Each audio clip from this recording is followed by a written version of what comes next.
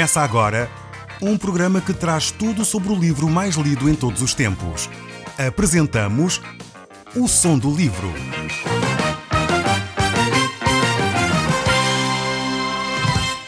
Seja muito bem-vindo. Neste podcast vai encontrar o livro mais conhecido e lido em todo o mundo. Vamos levá-lo numa viagem pela história da humanidade. Este é um audiolivro para si, para a sua família e sociedade em geral. Contextualização e comentários de Paulo Chaveiro. Nós estamos de novo a estudar o livro de Levítico e estamos no capítulo 26. Vamos olhar para este capítulo fantástico. Ele trata de condições que Deus acordou com a nação de Israel para que, quando Israel entrasse na terra prometida, Deus pudesse abençoar a mesma. É de alguma forma um capítulo profético, pois trata das situações que iriam acontecer no futuro. Desde aquela época até à presente, bem vemos as condições que são necessárias para que os israelitas voltem a ocupar a terra que eles têm. Ainda hoje continuam vivendo situações difíceis. Esta secção é especialmente relacionada com o restante livro de Levítico. Neste capítulo não temos aqui nem muitos quadros, nem muitas imagens. Temos sim lições para tirar, quer para a igreja, quer para a nação de Israel. Mas acima de tudo, este capítulo foi estabelecido para a nação de Israel. Este podemos dizer que é um capítulo histórico. Um capítulo de história da nação de Israel muito antes de Israel a ter vivido. Deus revela aquilo que iria acontecer a Israel caso ele obedecesse à sua palavra. Deus também revela aquilo que iria acontecer a Israel caso ele desobedecesse à sua vontade. Poderíamos dizer que este capítulo 26 é um capítulo cheio de oportunidades. É um capítulo cheio de condições, mas também um capítulo cheio de exigências. Vamos olhar para este capítulo e vamos notar que nele encontramos várias vezes a palavra se. Ela aparece pelo menos 9 vezes neste capítulo. Deus estabelece as condições para que o povo possa ocupar de uma forma saudável a terra prometida. Se os israelitas vivessem de uma forma correta diante de Deus, Deus os abençoaria. Se eles vivessem de uma forma errada, contrária à vontade de Deus, então Deus, como um pai amado, um pai querido, um pai que se preocupa com os seus filhos, Deus iria corrigir a nação. A própria palavra de Deus nos diz que Deus ama, Deus corrige aquele a quem ama. Deus agiria de acordo com aquilo que tinha acordado com o povo de Israel. Hoje, no tempo da igreja, as coisas são ligeiramente diferentes. Digamos assim, nós já não estamos debaixo do mesmo contrato, isto, entre aspas. Digamos que Jesus Cristo estabeleceu conosco um novo contrato, tendo este contrato muitas aspas pela frente. Podemos dizer, e talvez está lembrado das palavras que Jesus proferiu na ceia do Senhor. Ele dirigiu-se aos seus discípulos e disse: "Eis que estabeleço convosco uma nova aliança." Essa nova aliança já não é igual à velha aliança que Deus havia feito com o povo de Israel através de Moisés. Esta nova aliança é baseada agora no sangue de Jesus Cristo. Esta nova aliança é baseada no corpo de Jesus Cristo. E esta aliança aqui não se baseia tanto num contrato de bênção ou maldição. Esta aliança aqui baseia-se no amor e na graça de Deus. Nós temos que ir a Deus recebendo este presente, esta dádiva que Deus nos quer dar através desta nova aliança. Deus já nos deixou toda a sorte de bênçãos espirituais. Ele já nos abençoou com todas essas bênçãos nas regiões celestiais. Isto é o que nos diz a palavra de Deus. No entanto, ainda temos que olhar bem para o nosso relacionamento com Deus. Nós temos que olhar, pois Deus preocupa-se ainda conosco. Como eu já disse, Deus age para conosco como qualquer pai preocupado com os seus filhos. Deus não é assim um ser despreocupado. Alguns pensam até que Deus é assim tipo Pai Natal, que no final vai dar prendas a toda a gente. Não é isso que Deus é. Deus ama-nos, é verdade. Deus se preocupa com cada um de nós. Mas acima de tudo, Deus quer preservar o relacionamento que nós temos com Ele. Por isso, de alguma forma, nós temos que observar bem o nosso relacionamento com Deus. Deus nos ama de tal maneira que Ele quer derramar uma chuva de bênçãos, como diz a sua palavra, sobre cada um de nós. Mas se nós ficarmos indiferentes a este amor, se nós permanecermos no pecado e quisermos manter esse mesmo pecado, ignorando o apelo de Deus, se nós nos mantivermos incrédulos quanto à pessoa de Jesus Cristo, se nós formos até desobedientes à palavra de Deus, certamente essas bênçãos que Deus tem para si e para mim não o alcançarão. Deus quer lhe dar uma vida e uma vida abundante. Isto é o que Ele tem prometido na sua palavra. Mas é necessário que você queira se relacionar com Deus. Não pode permanecer ignorando os apelos de Deus para a sua vida. Não pode permanecer ignorando as repreensões que Deus quer lhe dar. Não pode permanecer a ignorar a correção que Deus lhe quer trazer. Deus não quer que você viva dessa forma. Deus não o quer ver triste. Deus não o quer ver angustiado. Mesmo quando aparentemente você tem prazer, eu sei que no íntimo você sofre. E é exatamente isso que Deus quer terminar. Deus quer trazer a alegria ao seu íntimo. Por isso Ele se quer relacionar consigo. E foi exatamente por isso que Jesus Cristo veio e deu a sua vida por si e por mim. Neste capítulo 26, nós temos então uma primeira fase, uma introdução que Deus dá à nação de Israel. E esses são os 2 primeiros versos que nós encontramos aqui. Vemos que Deus promete dar bênção. Depois, vemos a promessa da correção. E isto é bênção para nós. Quando os nossos pais não nos corrigiam se nós fizéssemos alguma asneira, isso poderia significar que eles estavam demasiado distraídos connosco. Se um pai não corrige uma criança que vai pôr os dedos na ficha elétrica, provavelmente esse pai não está nada preocupado com seu filho. É necessário que os pais corrijam os seus filhos. Eu, com os meus 3 filhos, procuro isso. Não gosto que eles façam asneiras ou que ponham em risco a sua própria vida. Se eles estão a praticar alguma coisa que vai pôr em risco a sua vida, eu vou e corrijo. Eu vou, inclusive, muitas vezes, e ponho-os de castigo para que eles possam aprender que aquela atitude que eles estavam a ter pode ser perigosa. Ainda há pouco tempo, um dos meus filhos estava pendurado na varanda e é óbvio que eu, assim que o vi, fiquei assustadíssimo e tive que o repreender de uma forma severa. Pois eu não queria que um dia desses ele caísse da varanda abaixo e seria muito pior esse sofrimento de vê-lo no hospital. Então há necessidade de uma correção, muitas vezes veemente, uma correção forte para que ele possa entender que essa atitude poderia pôr em risco a sua própria vida. Desta mesma forma, Deus agiu com a nação de Israel.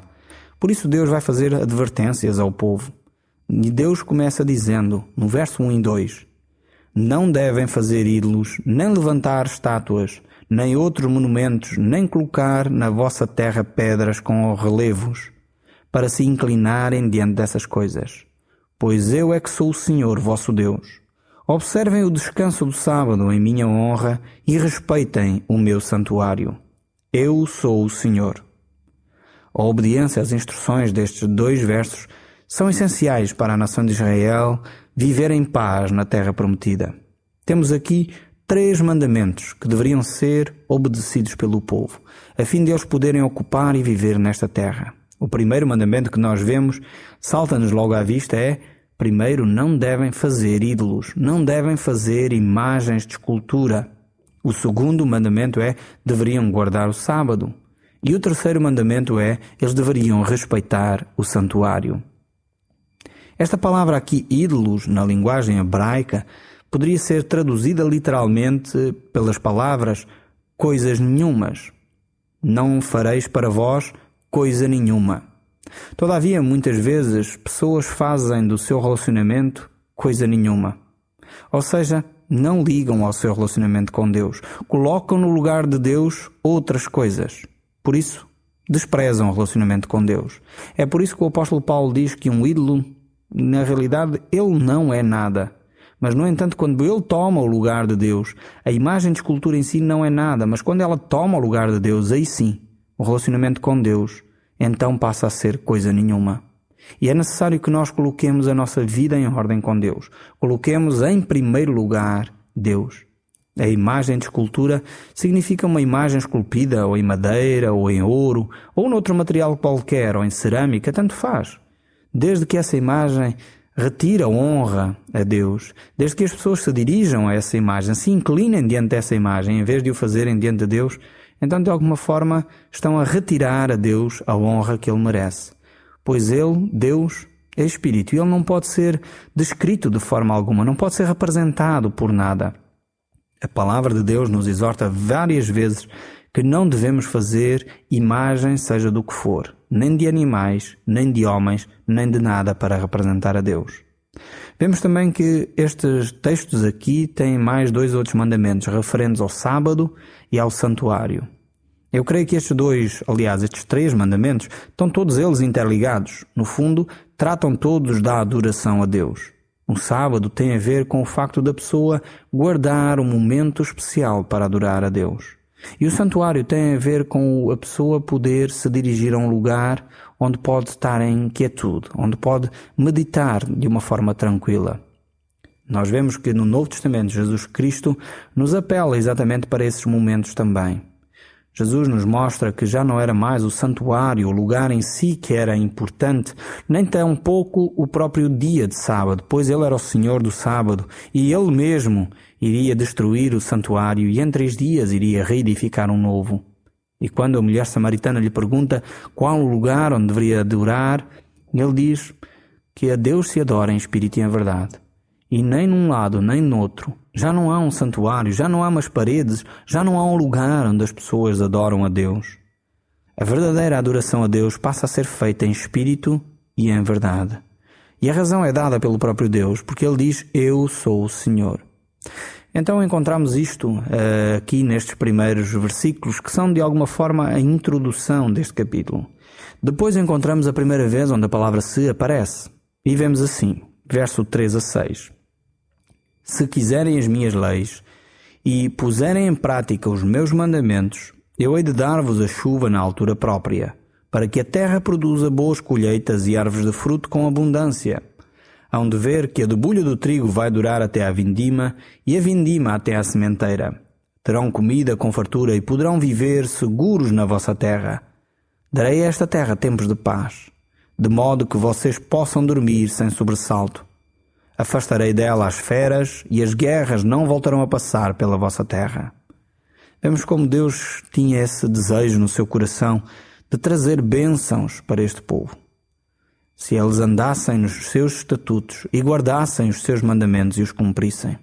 A permanência na terra do povo de Israel dependia da obediência que eles tinham a Deus. Deus queria trazer bênção sobre a sua vida, mas era necessário que eles olhassem para o relacionamento que eles tinham com Deus.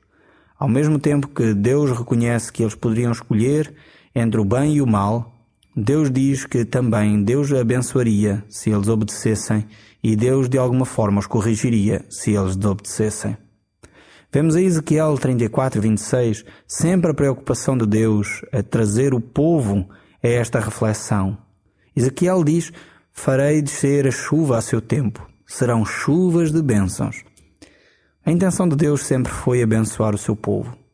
Infelizmente, os homens sempre olharam para Deus pensando que Deus os queria punir. Nunca foi esse o desejo de Deus. O desejo de Deus sempre foi procurar trazer bênção ao homem. No entanto, quando o homem acordava com Deus determinados requisitos, então Deus teria que, de alguma forma, corrigir o homem para que ele pudesse não pôr em risco a sua própria vida, assim como dos seus descendentes. Como eu já disse, como qualquer pai preocupado, Deus age para com os seus filhos. Qualquer pai preocupado corrige a tempo e horas o seu filho para que ele não cometa atrocidades ainda maiores. E vemos pela própria história e vemos pelas várias famílias que quando os filhos não são corrigidos, quando os filhos não são disciplinados, não são ensinados, não são educados, normalmente são uma vergonha para os seus pais. E normalmente também esses filhos não respeitam ninguém. Passam a ser pessoas egoístas, pessoas que só pensam em si mesmos. É por isso que é tão importante a disciplina, é por isso que é tão importante a correção.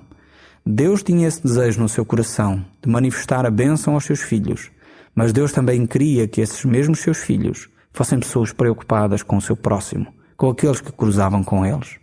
Por isso, Deus trazia a bênção, trazia a chuva de bênçãos sobre a terra, Deus prometia terra fértil e abundante, Deus queria prometer também paz ao povo, mas era necessário que o povo obedecesse. Continua o verso 7 e 8 a dizer, e os vossos inimigos perseguidos cairão derrotados diante de vocês. 5 dos vossos chegarão para pôr em fuga 100 inimigos, e 100 dos vossos bastam para pôr em fuga 10.000. Os vossos inimigos cairão derrotados diante de vocês. Esta era uma promessa tremenda da parte de Deus. O povo de Israel preparava-se para conquistar a terra prometida. Na terra prometida haviam outros povos e eram necessários estarem preparados para o combate. Estamos certamente lembrados que este povo era um povo que viveu debaixo da escravidão durante 400 anos. Não era um povo guerreiro. E agora Deus prometia que bastaria 5 cidadãos de Israel para combater 100 dos adversários. E bastaria 100 de Israel para combater 10.000. O povo precisava de ser animado para enfrentar os povos guerreiros e organizados que estavam na terra. E por isso Deus promete então vitória nessas batalhas também. Vitória sobre os inimigos. Em Josué, capítulo 23, verso 10, nós vemos que Deus continua essa promessa e até a amplia, dizendo: um só homem de entre vós perseguirá 1.000, pois o Senhor vosso Deus é quem peleja por vós, como já vos prometeu. Deus tinha essa intenção de abençoar o seu povo. E por isso, a nação de Israel seria uma nação vitoriosa, se mantivesse fiel a Deus, se mantivesse em obediência à sua palavra. O verso 9 e 10 continuam: eu cuidarei de vocês e farei com que cresçam e se multipliquem, e manterei a aliança que fiz convosco. Comerão do que têm armazenado há muito tempo, e terão mesmo que deitar fora os restos, para arranjar espaço para as novas colheitas. Vemos aqui neste texto que Deus faz uma promessa de crescimento sustentado. Não só era um crescimento numérico da população, mas era um crescimento onde a população também tinha o suficiente para a sua vida, para viver com qualidade de vida. O verso 11 continua a dizer: vou estabelecer a minha nova morada no meio de vocês, e não mais hei de aborrecer-me convosco. Andarei convosco, serei o vosso Deus, e vocês serão o meu povo. Vemos aqui que Deus quer estabelecer um relacionamento íntimo com a nação de Israel. Isto quando diz que não mais me hei de aborrecer convosco, não é que Deus vai deixar de olhar o pecado. É óbvio que não, pois o texto bíblico, aqui, este mesmo capítulo, está a falar sobre esse assunto. É no sentido que Deus quer, de facto, tem essa intenção de se relacionar de uma forma saudável com o povo. No fundo, depende mais do povo de Israel manter essa relação do que do próprio Deus. Deus tem essa intenção, agora depende do povo de Israel.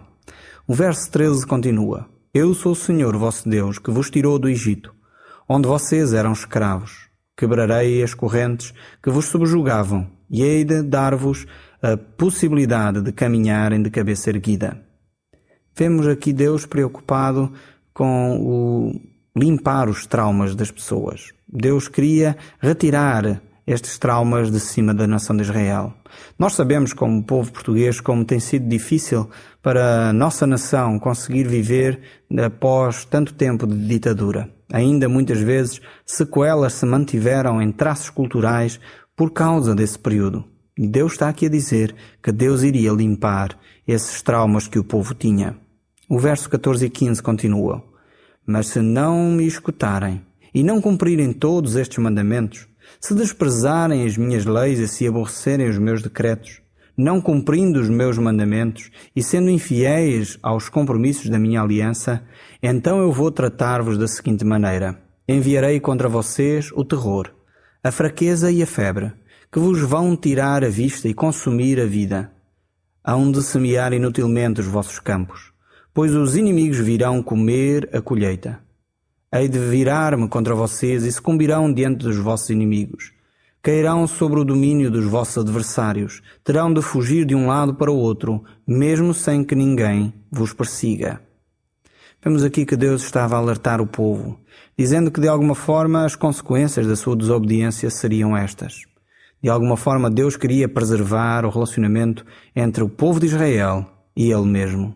O verso 18 a 20 continuam: e se mesmo assim não me quiserem escutar, hei de castigar o vosso pecado 7 vezes mais duramente, para quebrar o vosso orgulho e arrogância. Farei com que o vosso céu se torne semelhante ao ferro, e a vossa terra igual ao bronze. As vossas forças ficarão reduzidas a nada, porque a vossa terra deixará de produzir, e as vossas árvores deixarão de dar fruto. Se continuarem a mostrar-se teimosos contra mim, não querendo escutar-me, dar-vos-ei um castigo 7 vezes maior ainda. Mandarei contra vocês as feras, que vos deixarão sem filhos, vos matarão os animais e vos dizimarão, deixando desertos os vossos caminhos. Se mesmo assim não aprenderem e continuarem teimosos contra mim, também eu serei teimoso convosco e voltarei a castigar-vos 7 vezes pelos vossos pecados. Atirar-me-ei contra vocês com a espada vingadora da minha aliança, de modo que terão de refugiar-se nas vossas cidades. Mandarei então a peste contra vocês e terão de entregar-se aos vossos inimigos. Farei com que vocês fiquem sem pão. 10 mulheres poderão fazer a sua cozedura de um pão ao mesmo tempo, no mesmo forno, e tocará um bocado tão pequeno a cada um de vocês que comerão e não conseguirão matar a fome. Nós vemos como Deus quer alertar o seu povo de uma forma bem vigorosa.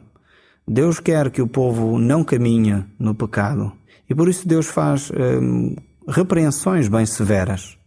Deus quer que o povo se volte para Ele. O texto continua: se mesmo assim não me escutarem e continuarem teimosos contra mim, então eu atiro-me contra vocês com furor e teimosia e castigo-vos 7 vezes mais ainda pelos vossos pecados. Terão que comer a carne dos vossos próprios filhos. Infelizmente vemos que o povo de Israel chegou a um afastamento tal de Deus que chegou a este ponto de ter praticamente de comer os seus próprios filhos sem qualquer sentimento. O povo estava já tão afastado, com a consciência tão cauterizada, que infelizmente o povo já não percebia os relacionamentos. É necessário nós olharmos para Deus, termos esse relacionamento com Deus. Deus quer se relacionar connosco. E quando Deus faz advertências muito sérias a cada um de nós, situações que talvez ocorrem na nossa vida, provavelmente Deus quer nos chamar a atenção. Deus quer nos levar de novo para o seu colo, pois Deus é amor. E Deus já manifestou esse amor na pessoa de Cristo Jesus. Depende de nós de aceitar essa oferta que Ele nos faz. No próximo programa, nós continuaremos a olhar para a Palavra de Deus e aprender aquilo que Deus tem para nos dizer. O Som do Livro, uma produção da Rádio Transmundial de Portugal.